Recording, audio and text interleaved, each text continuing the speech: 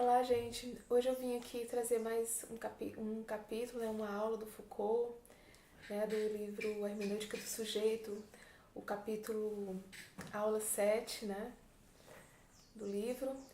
E nesse momento, né, o Foucault ele vai tratar sobre a questão do mestre, né? O mestre, a qual Foucault ele trata nessa aula, ele não é assim aquele que vem ensinar, né? O mestre é aquele que vem trazer a reforma do indivíduo, né? Aquele que vem direcionar. Direcionar para quê? Direcionar, aí o Foucault foi falar do filósofo Sêneca, né? Que ele tratava de uma questão que o Sêneca ia chamar de estutitia, né? Ou seja, o mestre é aquele que era capaz de tirar o sujeito, né, de um estado de estututia, né, estututia que ele chama, né? O que é esse estado de estututia? É o que o Seneca vai chamar de agitação do pensamento. A agitação do pensamento, né, é aquilo na qual o sujeito nada se fixa e nada se apraz. E só o mestre, né, poderia fazer com que o sujeito saísse desse estado, né? E o que significa esse estado? Bom, significa o indivíduo estar à mercê dos acontecimentos exteriores, estar à mercê das representações exteriores e deixar que essas representações se misturem no seu interior, né? Ele está à mercê tanto das representações exteriores como a agitação do pensamento, que também vem de si, né? Então o sujeito estúdio, ele deixa essas representações se misturar com seus desejos, com suas paixões, com seu pensamento, e ele não direciona, digamos assim, que eu diria, da minha interpretação, que ele não faz a crítica, né? Então ele não é capaz, né, de separar os conteúdos dessas representações que ele tem do exterior e deixa se misturar em sua subjetividade, né? Então o estúdio deixa a vida correr, né? Ele não tem uma direção, né? Ele não tem um querer. O querer dele é um querer assim preguiçoso, é um querer que não tem um direcionamento, né? Ele não tem uma vontade livre. E aí ele é determinado pelos acontecimentos exteriores e pelas suas pulsões, suas emoções, né? Das suas agitações internas também, certo? Então existe uma forma, né, de o sujeito estúdio não ser direcionado a essas, digamos assim, essas divergências, né? Até o Foucault vai dar um exemplo aqui, por exemplo, o sujeito estúdio, ele deseja ter glória, né? Deseja, digamos assim, um exemplo, ter riquezas, e ao mesmo tempo ele deseja uma coisa divergente que seria a paz de espírito, né? Então o sujeito que ele vai sair do meio do estado de estututia, né? Estututia, se ele buscar a sapiência. E o que seria essa sapiência? Essa sapiência é ter uma vontade livre, uma vontade intensa, né? Um querer intensamente o quê? A si mesmo, né? O sujeito quer livremente a si mesmo. Ou seja, ele tem uma vontade onde ele pode querer a única coisa que de fato ele poderia direcionar o seu querer, que é a si mesmo. Ou seja, ter soberania, né, e prazer consigo mesmo, né? Então essa é a questão da,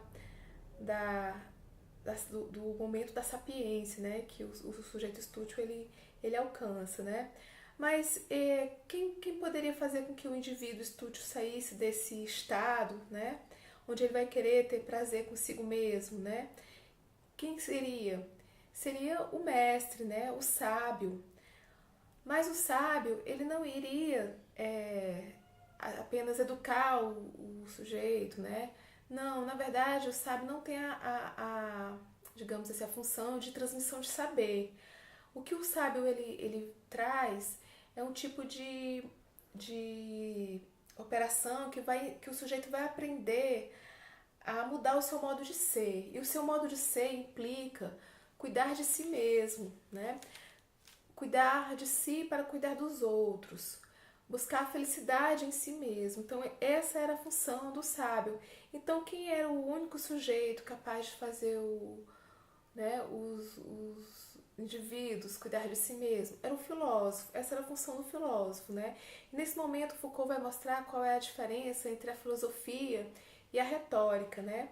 A retórica, né, é, digamos assim, um ensinamento, um inventário, uma análise dos meios pelos quais os indivíduos iriam governar os outros através do discurso, né, da prática do discurso. Já a filosofia, de forma divergente da retórica, ela iria ensinar o sujeito a cuidar de si mesmo, a direcionar o sujeito para que ele cuide de si mesmo como convém, né, para cuidar dos outros.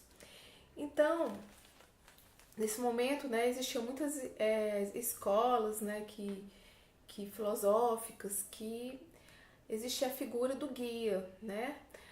Por exemplo, as escolas epicuristas, né, onde existia sempre nessas escolas a figura do amigo. O guia era um amigo, né? Era aquele que ia conduzir o outro a aprender a cuidar de si, né? E esse cuidar de si exigia uma relação de amizade intensa, uma relação afetiva intensa. E também para isso existia o que o Foucault vai chamar, né, de uma ética da palavra, que era a parresia. Ou seja, entre o filósofo, o guia, o amigo, o sábio e o sujeito que estava buscando cuidar de si através da filosofia, existia a parresia. E o que seria a parresia? O falar francamente, né? Onde você nada necessita esconder do outro, né? Você tem uma verdadeira abertura do coração, né? Então era essa forma, né, de através do conselho, né, do guia, do conselho privado, dessa relação intensa de amizade que acontecia essas relações entre os filósofos, né? E na Grécia existia essa questão da escola epicurista, que eu trouxe aqui o exemplo, mas em Roma existia o amigo filósofo que morava, por exemplo, nas famílias aristocráticas, né? Morava, né, com um chefe de família, né? Ou então, digamos assim, um governante, né? Um imperador, e ele, o filósofo era aquele que ia ajudar digamos assim, o chefe de família a cuidar de si, para poder cuidar dos outros. Então era necessário, nesse momento, né, a figura do filósofo, o amigo, para ajudar o sujeito a cuidar de si, para cuidar dos outros e governar si para governar os outros. Bom, gente, aqui eu termino. Muito obrigada pela atenção. Depois continuarei com a aula número 8 do Foucault. Muito obrigada.